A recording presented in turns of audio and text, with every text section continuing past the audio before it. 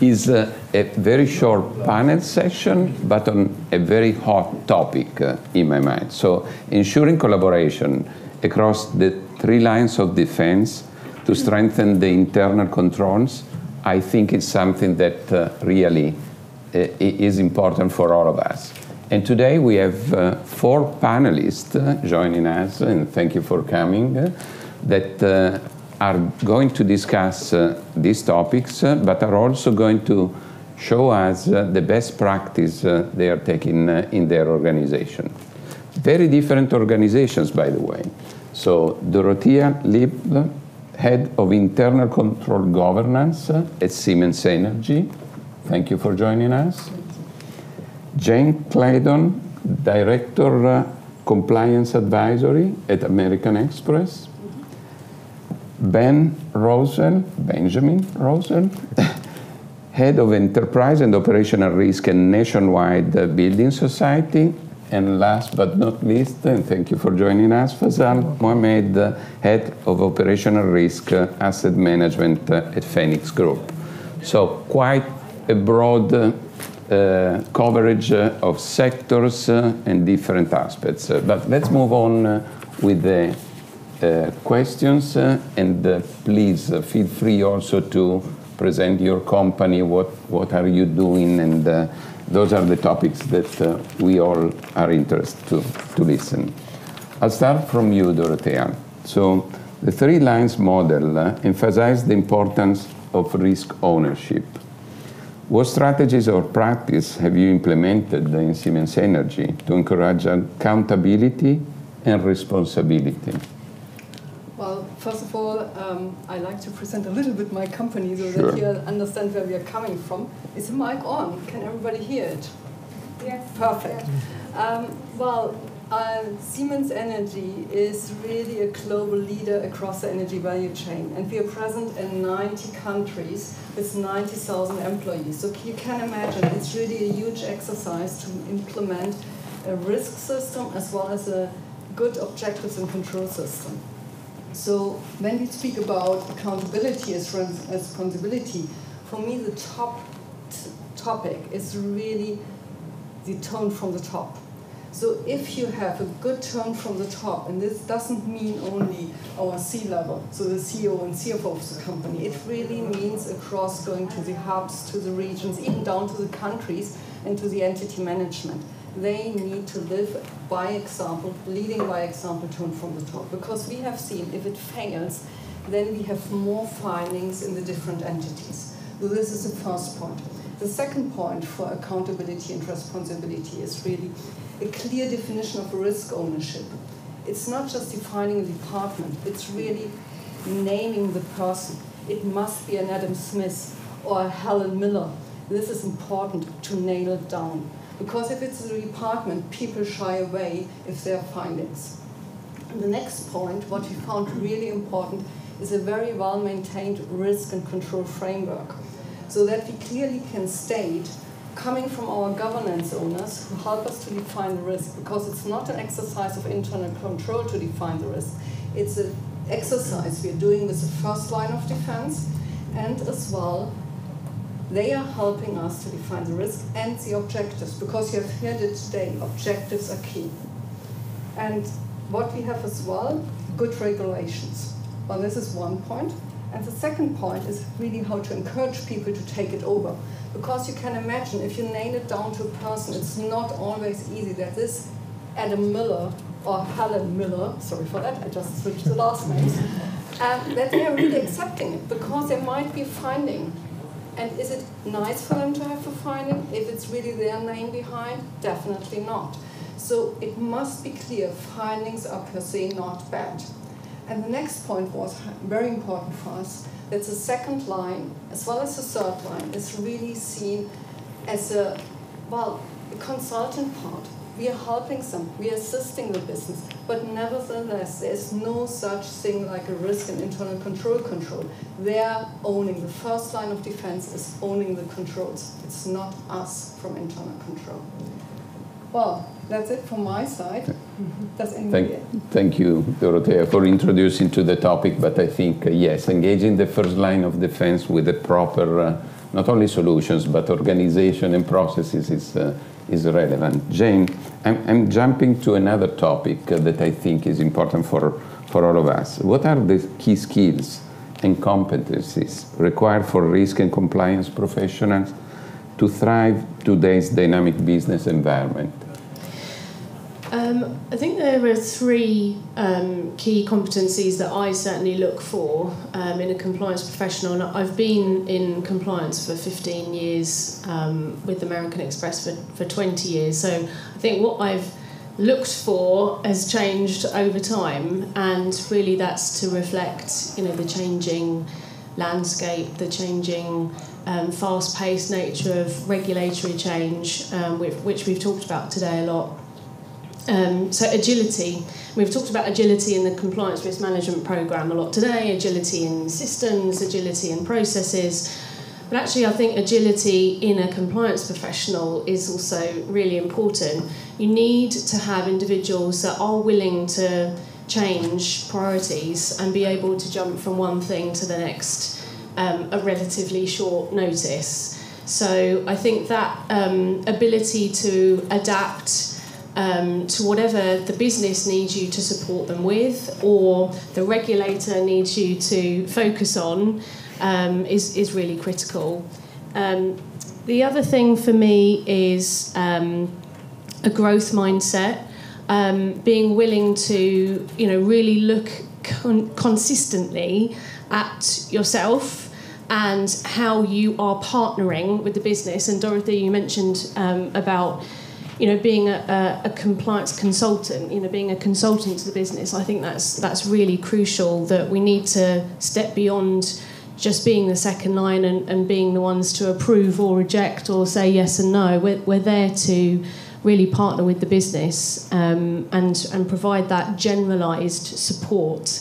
So that's the second thing. And I think the third thing, which I think was actually picked up earlier when we were talking about AI, was the intellectual curiosity piece, because we've got AI now to do lots of different things for us, but having the scrutiny, having the human ability to be able to see something and really challenge whether it looks right, does it feel right, like do we have that gut instinct reaction to it, and that's something that I think it needs to be encouraged. Particularly in new compliance professionals, empowering them to speak up, to have the courage to come forward and not feel that if they speak up that there might be some kind of negative consequence. So as a leader, that's what I encourage in my team, certainly. Jane, thank you. That last point I really also appreciate, because I've been working, before joining 5 years ago MetricStream, I've been working in the AI space, and I think the contribution now to these new technologies to our environment and GRC processes is relevant, but means also having new competencies inside our groups and thinking a more wide approach to all the points. Fazal, coming to you. So we were talking about competencies. Now, collaboration, I think, is key to the success of an organization, especially in our space. Can you explain how your company is ensuring collaboration? Absolutely, Marco. So first and foremost, just in terms of my company, right? So I work at Phoenix Group. It's the UK's largest pension and savings company.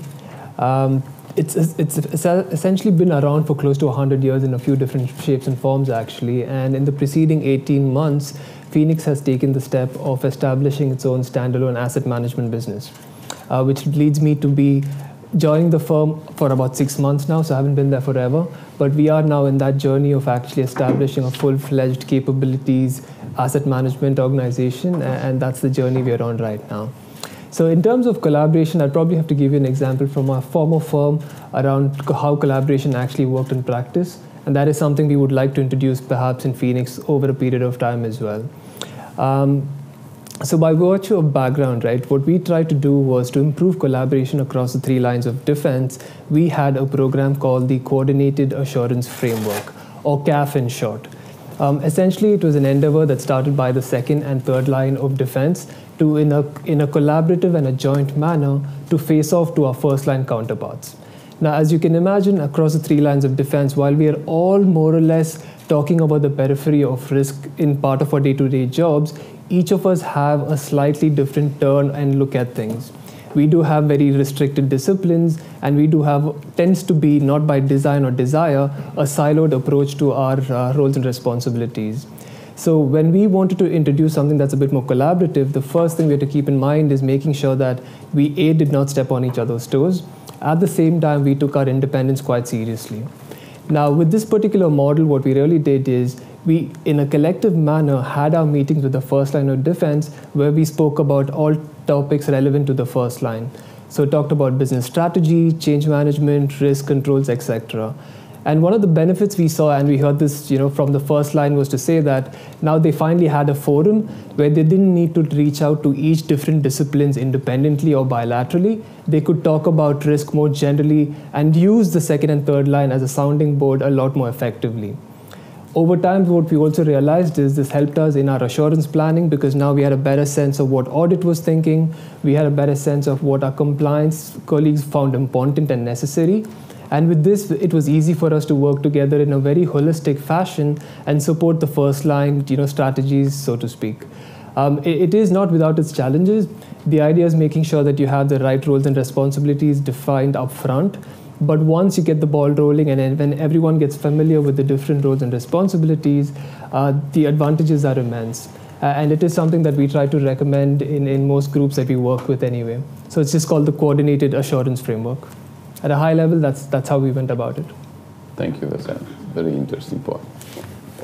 I would like, if you allow me, then, to change the perspective, because we have been talking about technology, experience, skills, but also collaboration. But there is an important factor that I think we need to take care. How do you make sure to have the right data with the necessary quality and the possibility for your team to use it in an effective way? Because the data is essential for our processes and work. It's massively important, the data. So good afternoon, everyone. I'm Ben Rouse. So just to position, so I work for Nationwide Building Society. So for those outside the UK, it's essentially a bank, a retail bank with around about 17 million customers. Data quality is absolutely pivotal. So I think with an operational risk background to us all here, so we all understand that people, processes, systems form that key linchpin of how we think about risk. But data underpins each of those. So do our people have the right skills to understand what good data looks like? Have we designed our framework and the processes such that we are capturing the right data at the right time and in a format that allows us to take meaningful insight from it? And how it all comes together in that system is then how we engage a broad range of people. We can feed that information through to our boards. I think my experience of risk reporting and seeing risk conversations take place is that first and foremost, you have to be confident that you're working with a complete data set. It's accurate and meaningful. So we've had to do a lot of work in Nationwide, not just in terms of bringing historic data into MetricStream when we implemented it 3 to 4 years ago. So curating that data, making sure that it was still meaningful, even though some of those data points are 10, 15, or even 20 years old. But for the data that we're capturing day to day now, we have to be really clear about what we expect. So we've written down what good data looks like. We've had initiatives to make sure that we've swept the entire system, and we do that on an ongoing basis to identify any exceptions. So we've actually defined a series of reports using other systems in the background, but looking essentially for any breakdown in logic. So for example, being able to pick out if someone has created a residual risk position, which is actually higher than the inherent risk position. So we need to be able to put that to bed pretty quickly and make sure that anything that is logically incompatible is removed from the system as quickly as possible, because that erodes people's confidence in being able to place faith in what they see in the system. The other one is that we use it to actually, through monitoring data, understand how well people are performing their roles in risk management.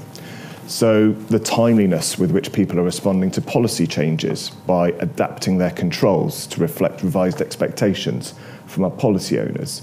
So we're able to generate metrics around that to track performance and again report on where we think that is either working well or not so well. So we've essentially created a suite of information that allows us to track data quality. And I think the bit that we're just grappling with at the moment is almost what we set ourselves as the target for acceptable data quality. Because many of us will probably default to say, well, the answer should be 100% or near to 100%. But we all know that things change in the world. We see shifts in those named accountable executives. We see new controls coming in to respond to the external environment. And we know that we're driving internal programs of change as well. So we have to calibrate each metric slightly differently to work out where we're aiming, take account of any known changes in the environment. But suffice to say, Marco, it's absolutely pivotal. And we think it's worth every minute we spend checking on data quality to make sure that actually people get value from risk management and it maintains its credibility. You know, in working with you extensively in the past months and years, I mean, I've been seeing this progress and especially the focus and attention you're putting on this topic. Yeah. Another point, and I will switch to try to cover different aspects of the topic of this afternoon. Dorothea, how can the 3 lines of defense model help organizations stay agile and adaptable to new and emerging risks, such as, for instance, ESG or cyber attacks, and I think many aspects that also in Siemens Energy you are taking into consideration? Oh yes, definitely. And especially while we have cyber risk on MSI, we have compliance on internal control, but probably all of us are quite busy nowadays to implement regulations of ESG. And this is really where everybody comes into the play. The first line, the second line, and even the third line. And here we see it's crucial that I define always that a governance owner can be part of the first line. So let's assume ESG, and you have like the accounting department, because there's a lot of reporting. It's with us in the accounting department as well as in the sustainability department or the environmental health and safety department. They are all playing together. They're setting up a project, implementing these topics. It's a new regulation. We have to react on it. But at the same time, there are risks behind. They have to be addressed. There need to be new controls. So how can we assure a seamless, let's say, integration of these risks and controls in our existing risks and control systems? And this is crucial. So what we did, or already do all the time, is that the second line of defense is integrated within these implementation projects. They're really playing an active part. So that we define during the project where we set up the new reports for example, we always call it CSRD reporting, like ESG reporting, that all these points are already reflected in what I mentioned, our risk and control metrics. And here we come to another point to stay agile. We have, and Ben just mentioned it, quality of data. You need a regular update. You can't be assured, well, I just have a risk and internal control metrics, it's fit now for the next 10 years. Make sure that the new regulations have an input, that even changing AI or cybersecurity risk. Cyber was really 10 years ago. Not a lot of people spoke about cyber. Now it's really important. Make sure it's in your risk and control matrices. It's really, really important. And the other thing is how you can ramp up the third line of defense. The third line need to ramp up their knowledge as well. Have they to be part of the implementation project? We say a clear no. But they need to have a very good collaboration with the first and second line. So they should have interactions with them without being part of the implementation project. This is more or less our strategy, how to react and to stay agile, just with the example of ESG. Can I just add to that from an American Express perspective? I think we've had a very similar all hands on deck type approach, right, where ESG is a new topic. It's a new area of expertise for the second line, for the first line. And so you're right that there's a lot of different stakeholders involved, from the finance and accounting department in terms of the actual disclosures that need to be made, but also, legal, operational risk, facilities, supply management.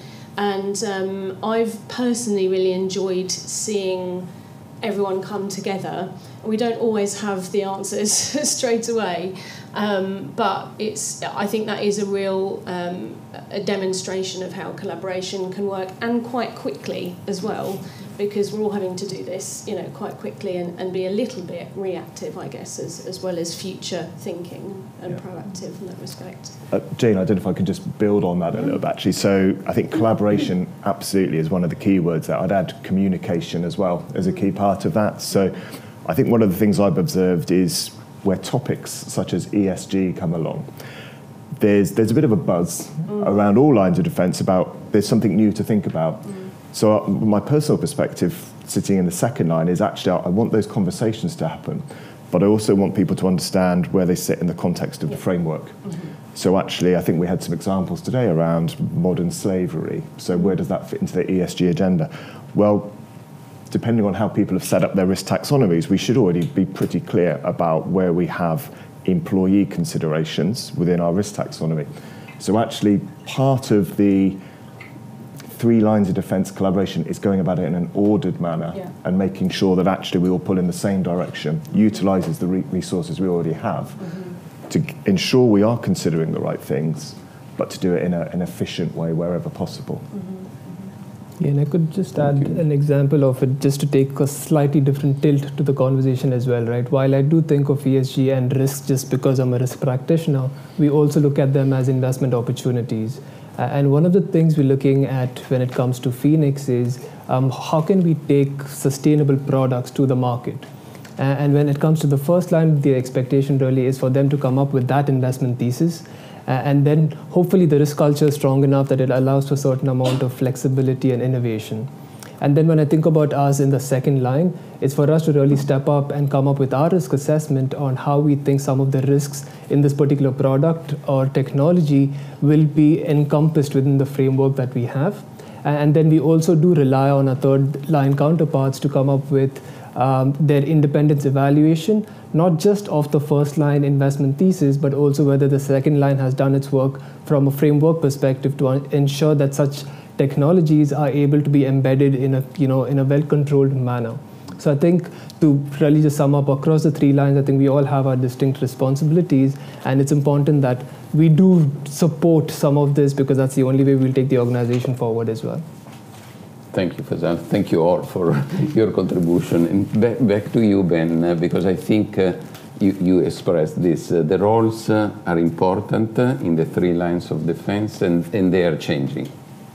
How do you see evolving this in the future? So what are the evolution to be able to comply with what we need to do? So I've been in nationwide for around about 9 years now. I've worked in a number of other organisations in financial services, where obviously the 3 lines is commonly adopted. There's always a subtle difference year on year. So as for target state, I'm not sure that I really know what the target state is. I think, if I take them in a very random order, for third line, I think the remit is probably the clearest out of the 3 lines of defence. So independently reporting to the audit committee, access to the chair of the audit committee, delivering a programme of audit outputs against typically a fairly cyclical or risk-based plan. First line, as you absolutely say, Dorothea, owning the risk, delivering the business activities, again, is fairly well defined. Some of the things I think we see in the industry at the moment around the introduction of perhaps a chief controls officer for organisations that are implementing that type of model has slightly moved some of the balance within first line. And I think that's also where I've seen some trading, if you like, between first and second line. So I deliberately leave second line to last because I think they're the most flexible and malleable and agile, perfect word, there we go. You mentioned regulators and regulatory interest, the ability to respond to regulatory interactions, new work coming in. The other thing I think actually I see quite typically is sometimes personalities within an organisation may also drive some adjustment between first and second line. One of the ones that you'll typically see, I think, is around where policy ownership perhaps sits. And again, I think there's no right or wrong answer for any one organisation, other than to say, be clear who your policy owners are, be sure they understand their accountabilities, and be sure they're well equipped to actually deliver on those. So I'm fairly agnostic as to where you try to draw the lines between the three lines of defence, but the topic here of collaboration is really important to make sure that whatever model you have is seen to work, is seen to not be duplicative, and is seen to add value to the organisation. So I think I'd try and position that as a very flexible answer on, is there a target? I'm not sure, but that's how I see some of the kind of factors impacting it. I might just add to that, if that's okay, from a first line perspective, because I think the FCA has actually really helped with senior management and certification regime in helping the first line to understand that they are accountable and that they do own the processes and they own the risk. So you're right that I think that clarity and that focus within the first line is definitely evolved since that regime, which has been very helpful from a second perspective. May I add as well? What I have seen is as well that sometimes the board of directors are as well influencing how these second and third line are seen. So, for example, my company, the second line functions, compliance or risk and internal control, are as well reporting to the audit board, audit committee. So that might be similar for you, and all of a sudden you have to play different roles in the second line. I can just say, yes, Jane, you're correct, we have to be agile and to react to a lot of things in the second line, but as well the first and the third line, and we always not only react, sometimes you have to be very proactive as well and to say what we are looking for and what we wish for, and not just to wait what others wish for, what we are doing. So I would just say, be inventive, creative as well sometimes, about how you see yourself. No, that's a good point. And also the communication that you were mentioning, I think is important in terms of engagement and collaboration. Any question from the audience? Please. Thanks. I feel like at the first line and second line level, it's easier to picture what collaboration looks like. So when you think about the nuance of independence that a third line needs to maintain, what does a collaborative third line look like to you? I mean, from my perspective, it's some of it's just logistics, right? If there's a second line, independent compliance test that's being planned, there's probably no point doing third line audit as well, or making sure that you have the scope defined so that there's value in both, and it's not a double ding for the first line and not too unmanageable as well for the first line. So I think kind of logistical planning is where you can be collaborative. But, as Dorothea touched upon earlier, having the third line come in and be part of, the conversations, monitoring, being part of committees and having that visibility and that transparency. Ultimately, we're all in it together, right? We all have the same objective of protecting customers and protecting the business, and that's where I think, principally, we need to all be thinking that we are all working under the same, towards the same objectives, and therefore, transparency is key. Yeah. I don't know if I can build on that one as well. So another bit that I've seen that is hopefully quite useful is having a common language between first, second and third line. So actually a degree of alignment around what the key risks to the organisation are, what the critical controls are, and the ability to pick those data items out of their respective planning and reporting models. So within both second and third line, I see teams regularly being asked for opinions on key risks, critical controls. It's really important to have that planful view of, do we know someone else has just looked at it? Do we know someone else is about to look at it? I've also seen actually very good collaboration where if a review is coming up, you can actually do some of the fact-finding jointly between second and third line teams. So it's much more efficient for the business areas on the end of that audit. Yeah, I don't disagree with the principle. I think it's quite a challenge to convince an audit committee that providing independent assurance if you're replacing that reliance on the second line test. And I'll give you an example. At the minute, my team does various project assurance reviews. So quite often we'll go and show the opportunities to do health checks better. But if we were to sort of sit back and say you've done a health check, we won't touch it. I think we'd risk sort of not being. Yeah, I quite agree with that part actually, because in Phoenix right now we're establishing a line 1A governance team, or the 1.5 in some models that's used, right? And they are responsible for control testing. Now it's great that because I still look at them as the first line and they're responsible for the control testing and the output and everything thereof. But the question we're asking ourselves is, we as a second line and third line function, can we rely on that as assurance, or should we, being independent in our respective roles, be the one to go and check the checker again? So it's a bit of a debate. We haven't come to a good conclusion yet. There is another question. Yeah, I wanted to come back because on your common taxonomy that really helps with this collaboration. We are currently still in the implementation phase of MetricStream. And we have the problem where audit uses a different taxonomy for risk and controls as first and second line, and they are not really willing to change. I'm looking a bit for reasons why they should, to convince them, because they say we have a more easy risk control taxonomy and we do not really see benefits of using the ones of business.